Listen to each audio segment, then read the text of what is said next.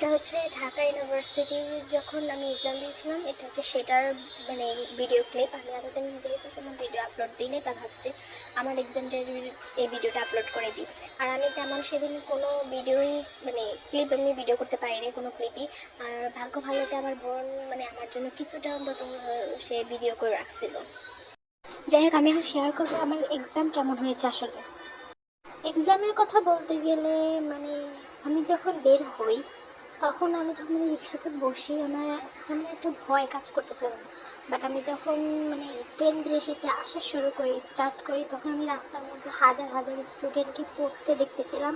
তো মানে আমার তখন ভয় লাগা শুরু করতেছিল যে আমি আদৌ পারবো কিনা, বা আমার কোশ্চেনগুলো মানে কমন পড়বে কিনা, বা আমি দেখে আসতে পারবো কিনা, বা আমি টাইমের মধ্যে শেষ করতে পারবো কিনা। বাট পরীক্ষা যখন আমি স্টার্ট করি তখন আলহামদুলিল্লাহ ভালোই ছিল, রিটেন আমার অলমোস্ট ভালো ছিল। আর এমসিকিউ একটু আমার মানে কেমন জানি হয়ে গেছে, বিকজ আমার এটা ফার্স্ট এক্সাম ছিল, এই জন্য আমি একটু ঘাবড়িয়ে গেছিলাম। তো এমসিকিউ একটু মানে ইয়ে হয়েছে, বাট রিটেনটা আলহামদুলিল্লাহ ভালোই হয়ে গেছে। এক্সাম দিতে গেছিলাম কেন্দ্রের, সব কিছুই আলহামদুলিল্লাহ অনেক ভালো ছিল। ওখানকার টিচার, ওখানে আশেপাশে যারা ছিল সবাই আলহামদুলিল্লাহ অনেক ভালো ছিল। আই হ্যাভ নো আইডিয়া যে আমার চান্স হবে কি না, বাট আমি আমার বেস্টটা দিয়ে ট্রাই করেছি। আমার মনে হয় ইনশাল্লাহ হতে পারে। যাই হোক, পরে দিয়ে আমি হচ্ছে জাহাঙ্গীরনগরের এই ইউনিটে অ্যাপ্লাই করি। তো এটার এক্সাম হচ্ছে 11 তারিখে। এটার এক্সাম কেমন দিলাম বা কি হয়েছে এগুলো নিয়ে তো ভিডিও আসবে। আপনারা প্লিজ আমার চ্যানেলটা সাবস্ক্রাইব করে রাখবেন। আমি বুঝি না সবাই আমার চ্যানেলের ভিডিও দেখে বাট সাবস্ক্রাইব কেন করে না। গাইস, আপনাদেরকে বলছি please subscribe to my channel now. আমি এক্সাম হলে এক্সাম দিচ্ছি আর দেখো ওরা কোথায় কোথায় যে ঘুরতেছে আমাকে ছাড়া।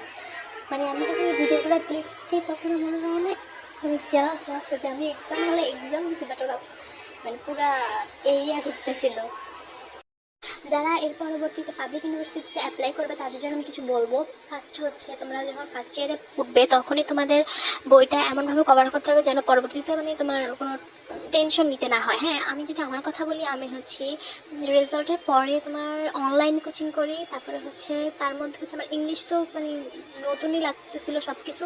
বাংলা দ্বিতীয় পত্র তো কি বলবো, লাল জলাবে, আমি সব কিছু মানে গোলা গোলা দেখতেছিলাম। তো বাংলা ইংলিশ আমার একটু পড়তে কষ্ট হয়েছে, বাট ফাইন্যান্স, অ্যাকাউন্টিং, ম্যানেজমেন্ট এটা আলহামদুলিল্লাহ আমার কভার হয়ে গেছিলো। আরেকটা কথা বলি, অ্যাডমিশনের সময় সাবজেক্ট যেগুলোই থাকে ওগুলো সাধারণত চেঞ্জ হয় না, অর্থাৎ Bangla, English, management, accounting, finance এগুলো মেবি ঢাকা বিশ্ববিদ্যালয় আরও কোনো কোনো বিশ্ববিদ্যালয় আছে, বাট অনেক বিশ্ববিদ্যালয় আবার ফিনান্স নাই। তো তোমাকে মানে এই মোটটা 5টা সাবজেক্টই ভালোভাবে আয়ত্ত রাখতে হবে। এখন তুমি ফিনান্সে যে ইউনিভার্সিটি অ্যাপ্লাই করো, ইউনিভার্সিটিতে ফিনান্স থাকুক বা না থাকুক ডাজন্ট ম্যাটার। হ্যাঁ, কারণ তুমি এটা আয়ত্ত করে রাখছো, তো তোমার এটা পরবর্তীতে আর কোনো সমস্যায় ফেলতে পারবে না। সাধারণত এইসব এক্সামে অনেক মানুষ থাকে, তো সেদিনও এর ব্যতিক্রম কিছুই ছিল না। আর আম্মু একটা নির্দিষ্ট জায়গা ঠিক করে রাখছে।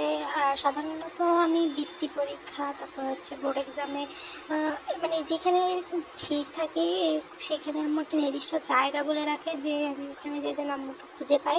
তো আলহামদুলিল্লাহ সেদিন আমার কোনো কষ্ট হয়নি, কারণ আম্মুকে সেই নির্দিষ্ট জায়গাতেই আমি পেয়েছিলাম। যাই হোক, আজকের ব্লগটা এই পর্যন্তই। এক্সাম শেষ, সবাই মিলে বাড়িতে চলে যাবো, দ্যাটস ইট।